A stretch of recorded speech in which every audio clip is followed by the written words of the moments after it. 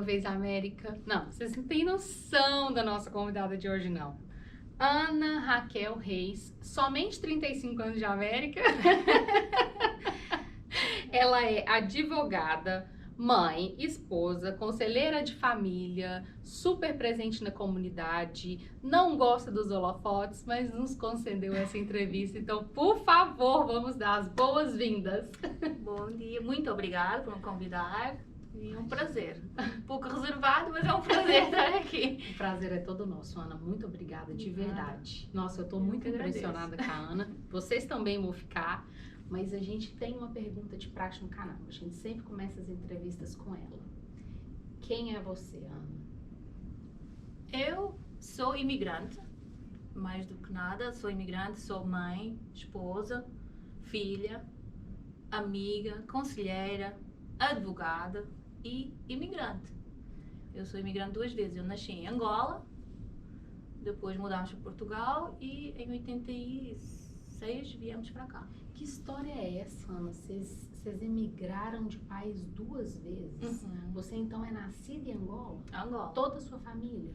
Todos meus irmãos. Meus pais foram para lá quando eram pequenos, cada um com sua família, cresceram lá, casaram lá. Nós, os 4 mais velhos, nascemos lá. E quando houve a guerra, tivemos que fugir e fomos para Portugal, que era o país que meus pais conheciam, né? Você se lembra? Não lembro muito. Só por foto eu reconheço, porque meus pais tinham muita foto. Meu pai fazia fotógrafo de casamento on the side, não sei como é que dizer. Há quantos anos atrás? Há muitos anos atrás. Gente, que legal. Tem fotos dele como é que se diz, naquela sala escura das fotos. Uhum. Revelando, né? Com os dedos todos pretos e isso. E então, por fotos, eu lembro, fiz memórias. Uhum. Não lembro, fiz memórias, Entendi. né? Depois em Portugal, não, por mais que o meu pai trabalhasse 7 dias por semana, não dava. E ele decidiu, ou ia para a França ou vinha para a América. Dessa fase você se lembra? Dessa fase eu lembro bem. Na altura, como houve uma enchente de português retornando por causa da guerra, os que tinham ficado não aceitavam isso. Então nós tínhamos um nome, nós éramos os retornados, né? E na escola, crianças, bullying já existia há muitos anos atrás, bullying não é novo, né? Não. Então nós éramos os retornados. Você não é filha do retornado, rei? Eu sou. Poxa, coisa. Então foi isso. Meu pai veio para cá 1 ano antes de nós, não, 2 anos antes de nós. Depois veio a minha mãe. Nós estivemos lá 1 ano sozinhos, os 5, mas os meus avós viviam na casa ao lado. Então Entendi. estávamos supervised. Mas durante um tempo vocês ficaram só os irmãos e os pais aqui. Bem o que a gente vê falar, alguns passam por isso, bem a nossa realidade mesmo. E todos passamos por uma fronteira. Meus pais passaram pela fronteira do Canadá e nós passamos pela fronteira do México. Misericórdia. Ninguém veio Você ainda comigo. veio pelo México. Ainda veio pelo México. Eu demorei 2 semanas a chegar aos Estados Unidos. Ô, Ana, que é isso? Por isso eu digo, eu tenho cliente que às vezes tem o receio de falar comigo, porque parte da minha função e saber estudar o caso, eu tenho que perguntar como é que você entrou, por onde entrou, foi preso, não foi preso, contacto, imersão. E vejo que eu tenho receio disso. Não tem que ter receio. Eu mesma atravessei a fronteira. Não? Aí parece que a pessoa relaxa. Porque tem uma vergonha, né? Acho que eu posso falar a palavra certa. Não sei se é vergonha, eu acho que tem um receio que vai ter um castigo por ter feito isso, né? Sim. Eu acho que é mais aí. Sim, faz sentido, né? A pessoa acha que vai sofrer uma represária por causa da forma como entrou, né? Mas só quem tem que fazer isso sabe o porquê, né? Exato. E na altura, para nós foi uma decisão rápida. Eu tinha 13 anos quando vim para cá. E nessa época ele trabalhava com o que aqui, ele e sua mãe? Eu trabalhava, minha mãe não trabalhava. Minto, tomava conta de criança, babysitter. E o meu pai trabalhava numa fábrica ali na... I think it's called... Lumberjack, I think. Eu acho que é Lumberjack. Uma fábrica de borracha. Quem vive em Lumberjack há muitos anos sabe o que é que eu estou falando. Entendi. Muita gente trabalhava lá. E o meu pai, o meu pai sempre estudou. Ele tinha licença de... eletricista, canalizador, depois foi fazer também um estudo qualquer de engenharia, eu não sei. Sei que ele ali trabalhava como engenheiro das máquinas, ele é que arranjava a máquina da fábrica. O seu pai estava decidido a mudar de vida? Uhum.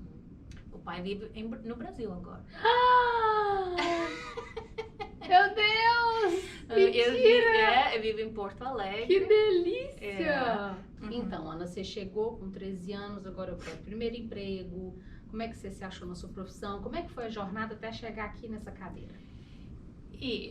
Bem, quando chegámos na América, o meu pai, 2 dias depois, já estávamos na escola. Ele já tinha tudo pronto, ele queria que nós estudássemos e seguíssemos para a frente.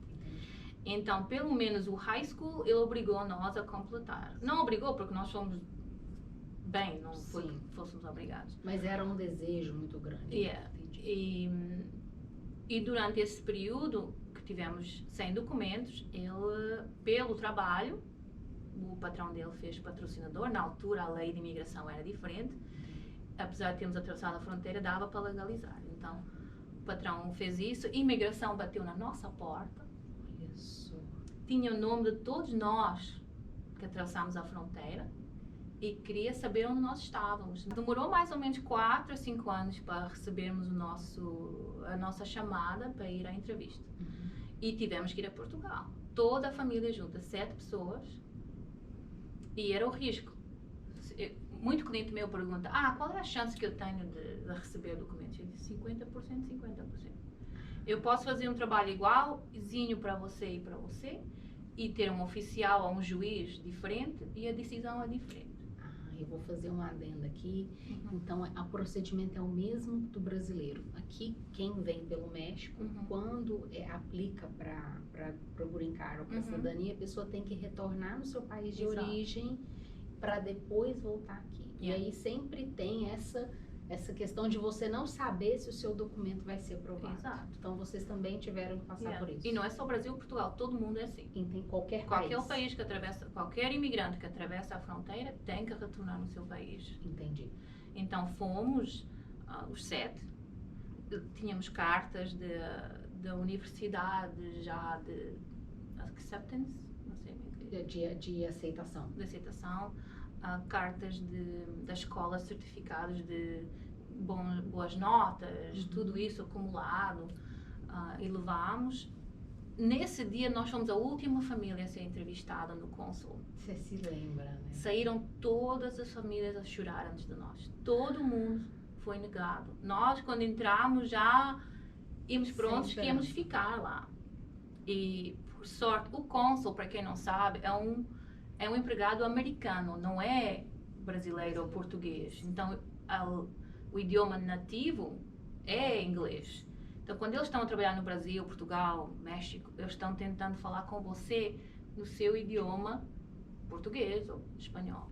Então, quando nós chegámos lá, o oficial começou a falar connosco e nós começámos a ver que ele não sabia falar. Entendi. Então, começámos a falar inglês para ele.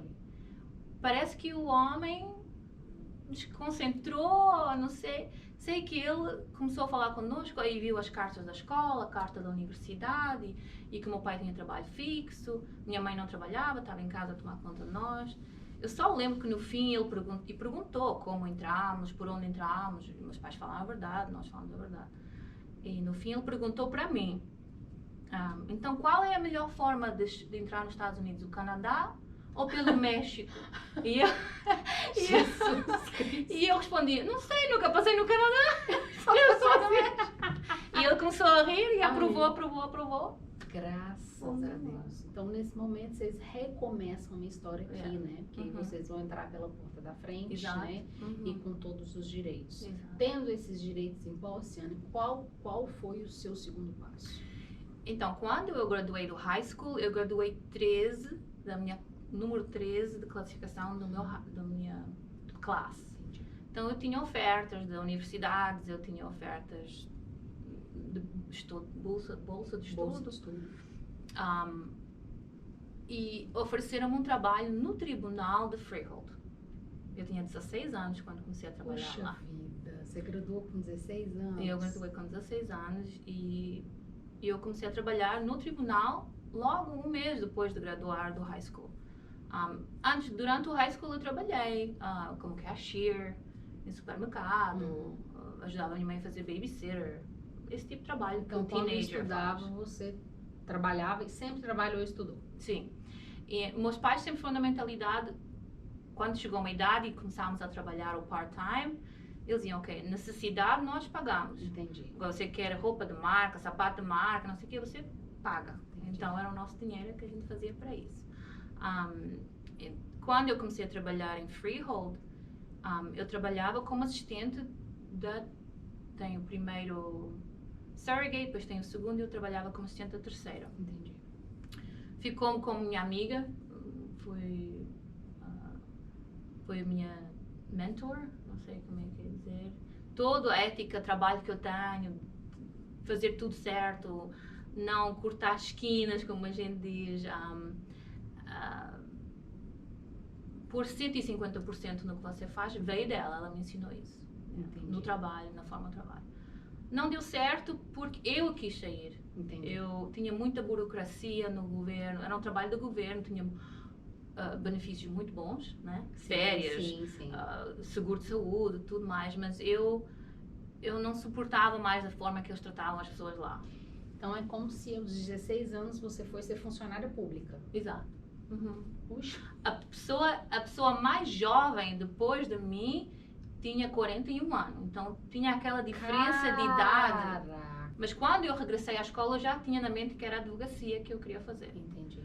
Então, quando eu regressei, já as minhas classes já eram todas concentradas já para depois seguir para a escola de advocacia. Entendi. Para quem não sabe, aqui nos Estados Unidos, eu acho que é diferente do Brasil. Eu também acho. Legal, explica para nós. Aqui Ana. você tem que ter o seu bacharelato dos 4 anos na universidade. Pode fazer 2 anos no Community College, como Brookdale, Uhum. e depois para tirar o que chamam Associate's Degree, e depois mudar para uma universidade de 4 anos, que chama aqui 4-Year College. Não, espera, não vamos ter que rebobinar. Minha cabeça deu um nó. A senhora deve ter entendido errado. Acaba a escola. Acabou a escola, aí para fazer o bacharelato você precisa de 4 anos. Uhum. Depois faz uma prova. Uhum. Se for aceita nessa prova, você tem o direito de fazer a faculdade de... Não, se você tiver nota boa nessa prova, aplica para as universidades de advocacia que você quiser. Pode aplicar para 4, 5, 6. Entendi. Cada uma cobra para aplicar. Não é grátis. Entendi.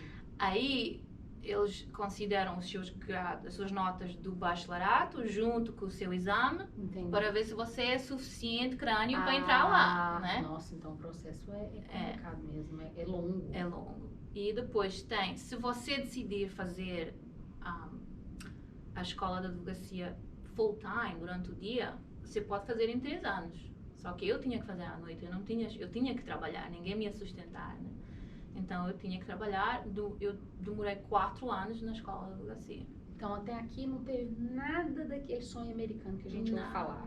Nada que dado. vai de IBM pra escola, Uhum. que só estuda e depois shopping. Não. Não, É trabalho, trabalho e trabalho. pode crer. É mesmo isso. Puxa vida. Na América não tem árvore com dólar que banca. Adoro. Adoro. Não tem. Eu tinha muitas vezes que eu dormia com o livro na mão, acordava com o livro na mão. Os meus filhos o tempo passavam comigo era quando eu estava a estudar, adormeciam no meu lado enquanto eu lia. E teve domingo de manhã eles dormiam até tarde, eu já estava na cozinha a estudar. E assim foi a minha vida durante muitos anos. Nossa, eu tô sentindo, eu ia um tapa na cara. Porque, Foi. meu Deus, como a gente reclama. Foi muito puxado mesmo. O primeiro ano, quando eu terminei o primeiro ano da escola de advocacia, eu tinha que conduzir 2 horas depois do meu trabalho, das 9 às 4, eu não tomava lá almoço para poder sair às 4. Podia parar, entendi. Então, às 4 eu saía, porque as minhas classes começavam às 6. Eu chegava em cima da hora. Se eu apanhasse trânsito, eu já não chegava a horas na aula. Do trabalho para a escola, você gastava todos os dias 2 2 horas. Porque era em White Plains, New York. Quem quiser procurar, é 2 horas lá bem passado do Bronx, lá para cima. E eu ia, e tinha classe até às 10 da noite, e depois tinha que conduzir para casa 2 horas de novo. Eu não sei, muitos dias eu chegava a casa e eu não sabia como é que o carro chegou ali. Tão cansado. Porque eu não lembrava nem metade do caminho. Eu vinha sempre pensando, sempre estudando o que tinha acontecido na aula. Às vezes eu gravava, muitas aulas eu gravava e chegava no carro, ligava e eu ia repetir na aula no carro. Porque eram 2 horas de caminho. E no outro dia você ia estar trabalhando, você não ia ter o tempo para sentar e estudar. Exato. Você tinha que trabalhar. E tinha que ser mãe, e tinha que ser esposa, e dona de casa. Parabéns. E ir no shopping, e fazer comida. E... Graças a Deus eu tenho uma família muito grande. Graças a Não, Deus. eu tenho aqui... A minha mãe na altura ainda estava conosco e ela ajudava muito. A minha tia, meus primos, meus irmãos. Eu lembro que depois do primeiro ano da advocacia, o meu irmão chegou na minha casa, ele vinha nos visitar com a minha cunhada, que trabalha comigo, você não conheceu hoje, mas ela trabalha aqui. Que bom. Ele perguntou-me, então, como é que anda a escola? E eu só desabei a chorar, eu não aguentava. Eu disse, se eu não conseguir mudar de escola, eu não vou continuar. Porque o meu corpo já não aguentava. Já não aguentava. E de segunda, terça e quarta eu ia sozinha. E na quinta o meu esposo já conduzia para mim, porque eu já não tinha energias de conduzir. Então, os nossos filhos ficavam com a minha mãe. E ele conduzia, enquanto eu estava na aula ele ficava no carro a ver filmes ou whatever. Na altura não havia iPads nem iPhones, né? É tudo diferente do que é agora. Ele ficava à minha espera e depois ele conduzia de volta. Claro que, né, toda essa jornada que você viveu já te preparou para isso, né? Quando a gente está passando as dificuldades, a gente não tem essa noção, né, Ana? Mas as dificuldades estão preparando a gente para as próximas, né? Mas tudo que os meus pais e meus avós também, eu tinha uma avó que era super trabalhadora, não conhecia a mãe da minha mãe, mas a mãe do meu pai eu cheguei a conhecer. Fazia de tudo. Quando eu vim para a América, eu fiz de tudo. Eu ajudava a minha mãe na faxina. Quando a minha irmã Paula ficou grávida, eu fui substituí-la. Eu trabalhava no meu trabalho e à tarde ia com a minha mãe limpar as casas delas para ajudar a minha mãe, para ela não perder o schedule delas. Até fiz a minha mãe despedir 2 clientes que eu disse, isto é um absurdo, não vejo mais cá limpar a casa por esse preço. Nossa, você conhece toda a nossa vida aqui, então. Você já passou por tudo que a gente passa. E já trabalhei. Uma coisa é certa, o meu pai sempre disse, desenrasca, filha. E isso vem da nossa família. Sempre que, por exemplo, como eu falei, meu primo, meu irmão, sempre que eu precisar de uma coisa, tem sempre uma forma de fazer. Sim. Sempre. É isso aí. E a gente sempre tem um jeito. Se eu sempre digo, graças a Deus, se eu perdesse a minha função de ser advogada, eu não morria à fome. Porque você sabia fazer mais um monte. Eu sei fazer. E não tenho medo de fazer outra coisa. Já fiz e vou à frente. Que lindo. São 8 anos, né? Você perseguiu os seus sonhos por 8 anos e não deixou que nada fosse um empecilho. Como faz isso, Ana? Eu não sei dizer. Se eu soubesse o que sei hoje, talvez eu tinha feito a minha vida um pouco diferente. Como, por exemplo? Por exemplo, eu quando graduei do high school, eu tinha bolsa de estudo, 100% paga. E eu estudei só 2 semestres, ou que foi, não lembro agora. E não, vou casar, vou ter filho, vou fazer outra vida, E anos depois fui pagar do meu bolso. Quando eu tive tudo, tinha a oportunidade de ter tudo pago, né? Tanto que a minha afilhada, que eu falei para você um bocado, eu disse para ela, se queres ser advogada, faz antes de casar, antes de ter filho, durante o dia, não à noite, porque é muito puxado. Nem toda a gente consegue. Agora, como eu disse, eu tenho uma família, quando nós dizemos, vamos ter uma festa de aniversário, e o meu esposo pergunta, quem vem a família? E ele disse, são 40 pessoas. Exatamente. E então, quando nos juntamos todos, eu tenho série de sobrinhos e começam na conversa, um diz, eu não posso continuar na escola porque eu não tenho tempo. Todos olham para mim. Sim. E os meus olhos, como é que a gente faz rolling? Aí eu começo assim, não falo, não tem tempo. Revira. Não falo, não tem tempo. Não tens filhos, não tens trabalho fixo, não tens obrigações, vives com os teus pais, qual é que te está a impedir de ir para a escola? Como é que não tens tempo? Então eu acho que é mais também por necessidade, né? Os meus filhos têm muito mais do que eu tive. Sim, Né? talvez. E eu acho que também tem muito a ver connosco, os pais. Nós não queremos que os nossos filhos passem pelo que nós passamos, mas ao mesmo tempo não estamos ensinando eles para o futuro. Porque a gente esquece desse pequeno grande detalhe, Uhum. que exatamente o fato que você não teve tudo que você queria ajudou a construir a pessoa que você é hoje. E eu noto na diferença, mesmo nos meus próprios filhos. Sim. O meu filho mais velho, eu tenho 2. Um vai fazer 26 anos. Nossa! Não faça uma conta Não de faça novo! E a minha filha vai fazer 16. Eles têm 10 anos de diferença. E eu noto, porque ele viveu comigo quando eu era mãe solteira, que não tinha todos os recursos que eu tenho hoje para lhe oferecer. E aí hoje eu me pergunto, né, Ana? A gente chega aqui, hoje em dia, né? Nem é pelo México mais, é por visto, né? Uhum. E com N ajudas. E muitas vezes, gente, sequer a gente aprende a falar inglês. Sabe? E isso é muito importante, a falar inglês. Não tem que falar o inglês perfeito. Sim. Porque tem americano que também não fala inglês perfeito. Sim. Mas fazer um esforço. Eu vejo sempre na imigração, como advogada, quando eu vou, quando o oficial vê que o cliente está fazendo um esforço para tentar falar, muda completamente o clima da entrevista. Por favor. Então tá. Então vamos escutar aqui. Agora não é a Ana que tá falando, é a doutora Ana que tá falando. Por favor, Ana, repete. Porque eu vou ficar batendo. Agora eu vou começar a bater nessa tecla do inglês. Não, gente, chega, tá? A gente tem muita oportunidade hoje. Essa história de tempo, isso não cola mais. Hoje em dia tem aula online, tem de graça, tem de todo jeito que você quiser. Por favor. Tem que aprender inglês. Como eu disse, não tem que ser perfeito, mas tem que tentar, pelo menos, saber responder qual é o seu nome, qual é a sua data de nascimento. Pelo mínimo que seja, o oficial sempre vai trazer um intérprete, né? Se for necessário. Mas quando eles veem que você entende, tem um oficial, não, deixa, eu te entendo, eu entendo. E eles fazem um esforço para entender e quando o cliente não entende, eles até perguntam a pergunta de outra forma, com outras palavras, para ver se o cliente entende. Entendi. E eles adoram ver aquele esforço. E foi isso que também ajudou nas nossas entrevistas em Portugal. Quando o oficial viu que falávamos inglês, mudou completamente o clima. Entenderam, né?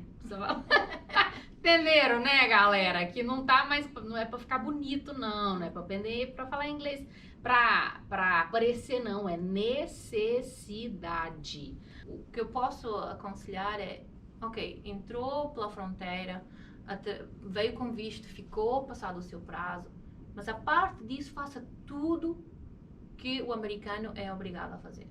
Pagar seus impostos não é regalia, é obrigação. É verdade. Né? Aprender o inglês, seus filhos na escola. Tem criança que vem com os pais com 15 anos já não quer ir para a escola. E eles vêm aqui no meu escritório, tens que continuar na escola. Quando fores à frente de um juiz ou um oficial de imigração, vão querer saber porquê que não foste para a escola. Não pode ser a resposta, eu quis trabalhar, porque não és autorizado a trabalhar. Sim. Então, tem que ter uma razão, o porquê não foste para a escola. Quais sacrifícios você acha que de maior que você fez para chegar onde você chegou hoje? Eu perdi muitos anos da vida dos meus filhos. Entendi. So, se puderem, façam a escola durante o dia, se tiverem a ver com os vossos pais, façam, aproveitem dessas oportunidades. Entendi. Porque nem toda... Se não fosse o meu tio, que já faleceu, meu tio ia buscar a minha filha no bus stop, que eu mudei o bus perto da casa deles para ele poder ir, porque a minha tia trabalhava na faxina. Então, ele ia buscar ela no bus stop e levava ela pequenininha para a casa deles para depois o meu esposo ir buscar, porque eu estava na escola. Então, o fato de você conseguir se formar foi uma conquista até da família. Foi. Por isso, quando a minha família me chama, eu acudo. Eu vou lá. Mas vice-versa, na minha família Sim, claro. sempre foi assim. Eu entendi. Quando eu preciso de alguma coisa, alguém vem. Quando o outro precisa. Todos nós temos uma especialidade, né? O meu esposo é computadores, o meu irmão é eletricista, ar-condicionado, o meu primo construção, a outra faz faxina. Então todo mundo tem... Lindo. É como um corpo. Então quando chama todos vêm. Que lindo, Ana. Nossa, Ana, foi Um grande prazer conhecer um pouquinho da sua história. Vocês estão doidos para saber, né? Como é, que faz, né? Vocês estão querendo, mas vai ficar para próximo bloco, tá? Nós vamos dividir essa entrevista com a Ana, porque a gente tem muito para aprender dela. Então, vemos vocês na semana que vem para responder as perguntas sobre imigração. Até aqui, muito obrigada por estar conosco. Vamos agradecer a Ana por ter contado para nós a história de vida dela. E a gente vê semana que vem. Tchau! Tchau!